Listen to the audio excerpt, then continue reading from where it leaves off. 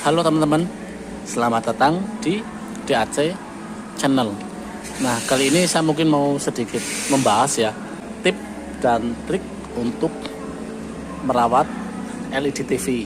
Nah, selain sebuah merek yang sangat menentukan keawetan dari sebuah produk, tentunya yang paling sangat utama yaitu adalah apa? Perawatan dan pemakaian teman-teman.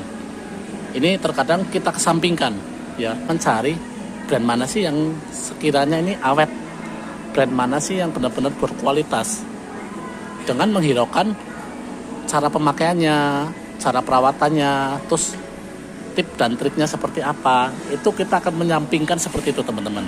Salah satu faktor yang pertama itu apa teman-teman? Ketika teman-teman ingin membersihkan layar LED ya, ini pastikan jangan gunakan pembersih aerosol atau cairan pelarut atau bahan abrasif ya. Kemudian jangan menyemprotkan cairan pembersih langsung ke layarnya tentunya ya, itu sangat fatal sekali. Kemudian juga jangan gunakan bahan kimia sama sekali teman-teman, karena dapat menyebabkan kerusakan pada layar. Jangan gunakan kain pembersih yang kasar teman-teman.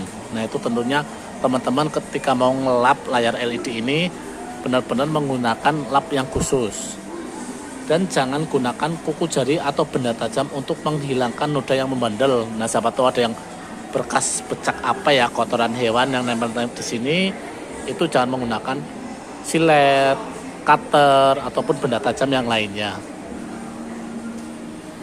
Itu efek semprotannya juga akan muncul bintik hitam nantinya di layar. Tiba-tiba siapa tahu teman-teman menjumpai TV tiba-tiba bintik. Nah, itu bisa saja disebabkan karena mungkin cairan.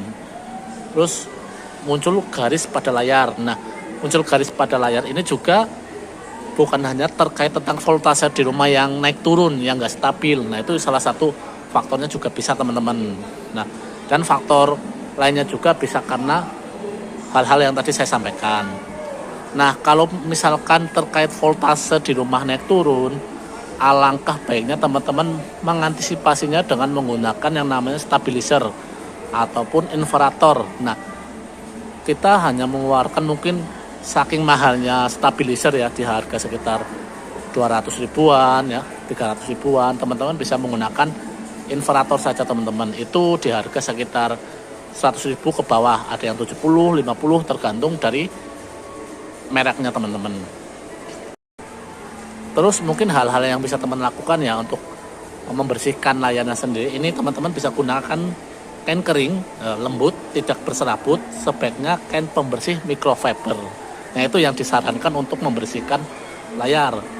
Kemudian bersihkan layar dengan mengusap perlahan dengan kain microfiber kering dan bersih. Jadi pastikan dulu lapnya ini bersih teman-teman, jangan bekas ngelap apa tiba-tiba langsung dilapkan ke LED TV-nya. Dan kemudian dalam kasus noda yang membandel, usapkan perlahan dengan microfiber yang sedikit lembab ya, bukan dibasahi teman-teman. Jadi sedikit lembab, cuma ditutul-tutul aja, terlihat microfibernya agak sedikit basah, teman-teman bisa oleskan atau bisa pun gelap. Dan tentunya ketika ngelap layar panelnya sendiri itu jangan asal-asalan teman-teman ya, jangan asal-asalan. Jadi diusahakan itu gelap satu arah, ke kiri terus, ke kanan terus ya. Nah, terus hindari dari beberapa perangkat-perangkat produk elektronik yang mungkin cukup bisa membuat produk ini terganggu ya. Siapa tahu ngecas HP di dekat TV ya kan, itu salah satu ada pengaruhnya juga teman-teman. Nah, kemudian kadang-kadang ada beberapa orang yang sangat malas ya, saking malasnya tuh hanya mencabut jack TV aja tuh katanya repot mas, kalau harus TV nggak dipakai harus dicabut, itu repot. Nah, ini salah satu hal yang sangat salah teman-teman. Ketika TV tidak digunakan, alangkah baiknya kabel power yang nyambung ke stop kontak itu dicabut, apalagi ketika dialiri sumber arus listrik. Kalau teman-teman saking malesnya nyabut stop kontak, teman-teman bisa pakai stop kontak yang ada on off-nya. Nah, itu lebih praktis, lebih simpel. Jadi jacknya nggak berulang-ulang kita cabut. Nah, itu yang sebenarnya teman-teman jangan malas-malas lah, hanya sekedar mencabut jack TV ketika tidak digunakan malas, katanya repot. Ataupun beli stop kontak yang ada on off-nya, biaya lagi. Nah, ataupun beli stabilizer atau infratronik, masa biaya lagi. Nah, itu kadang-kadang ada beberapa orang yang memang sangat perhitungan ya sama sebuah produknya sendiri. Jadi hitung-hitungan lah, mau awet tapi nggak mau modal. Nah, jadi siapa tahu teman-teman yang mungkin punya TV di rumah dan pernah mengalami kerusakan TV, entah itu dimasukin serangga, entah itu dimasukin semut, atau terkena kencing hewan. Nah, ini bisa dialami oleh siapa saja dan bisa dialami oleh TV apapun. Entah itu TV murah, entah itu TV mahal, teman-teman. Tentunya yang menjadi faktornya adalah apa? Nah, sirkulasi udara ini. Nah, sebenarnya sirkulasi udara ini untuk apa? Mengeluarkan dan memasukkan angin ya, atau apa, sirkulasi udara agar mesin yang di dalam TV ini nggak terlalu panas. Itu sebenarnya masuk dan tujuannya itu, teman-teman. Cuma terkadang yang menjadi bumerangnya sendiri, lubang ini mudah sekali dimasuki oleh serangga ya, entah itu semut kecil, entah itu kecoa, entah itu cecak ya, entah itu dalam sirkulasi udara ini ataupun soket-soket di dalam sini yang mengakibatkan produk itu bisa saja konslet. Dan tentunya sebenarnya ini ada cara untuk mengantisipasinya, teman-teman. Nah, caranya tuh masing-masing orang ada yang berbeda, teman-teman ya. Ini menurut versi saya sendiri. Yang pertama, teman-teman jika ingin menghindari hal-hal seperti itu, menjauhkan serangga dari TV-nya teman-teman untuk menghindari masuk ke sirkulasi ataupun lewat pot yang ada, teman-teman bisa menggunakan kapur ajaib ataupun kapur serangga ya, yang seperti buat semut atau kecoa. Teman-teman bisa oleskan sekitar sini, teman-teman, ataupun jarak sekitar 20 cm ataupun 50 cm dari sini ya, sirkulasi ini.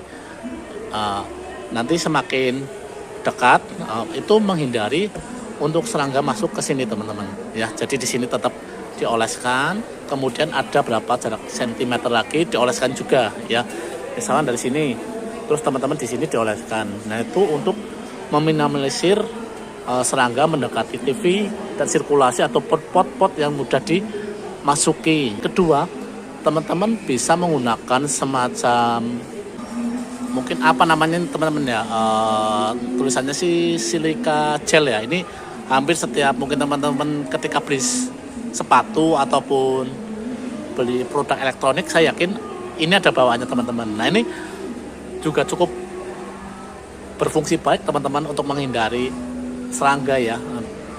Teman-teman bisa ditempelkan di area sini ya, ataupun dari atas. Ini salah satu tips jitu juga, teman-teman. Nah, ini berguna sekali, teman-teman, ketika teman-teman punya TV di rumah. Teman-teman jangan buang lah ketika ada di dalam dusnya, teman-teman bisa menggunakan ini, teman-teman. Ini salah satu tips yang cukup jitu menurut saya ya.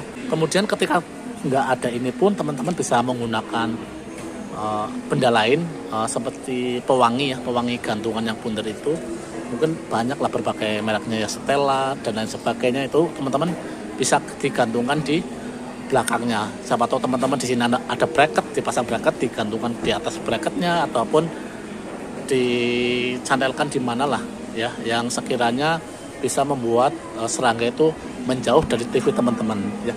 Lebih mending kita mengeluarkan biaya sedikit daripada TV kita cepat rusak dan kita harus memikirkan beli TV lagi, teman-teman. Apalagi kalau ketika kerusakan ada pada layar panelnya. Kita tahu sendiri layar panel itu ketika terjadi kerusakan biayanya lebih dari 90% dari kita beli produk yang baru.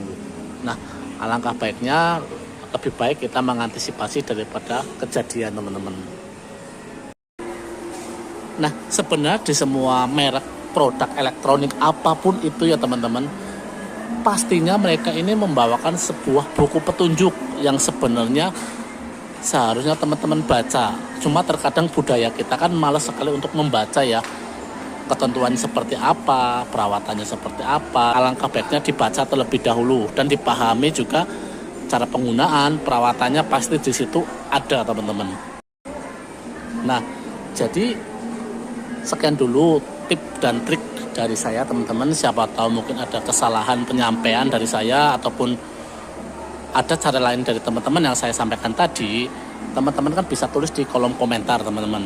Nanti teman-teman bisa sharing lah, berbagi ilmu dengan saya, ataupun saya perlu masukan apa, teman-teman tinggal tulis di kolom komentar. Jadi jangan lupa like, subscribe, dan komen ya teman-teman, agar video ini selalu terus berkembang. Jadi sekian dulu video pada kali ini teman-teman. Kurang lebihnya saya mohon maaf.